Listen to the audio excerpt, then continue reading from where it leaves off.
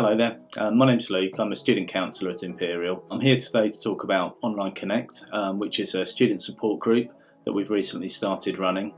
The support group is for any student at the university to come along to and to share their experiences or ask questions.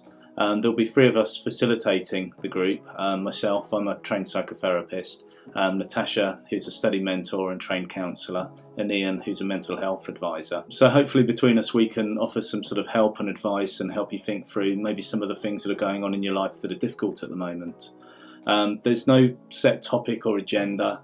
You might want to talk about how things are in lockdown, what it's like working remotely, procrastination, any other mental health issues or problems sort of transitioning with how things are at the moment. The sessions last for up to an hour and a half.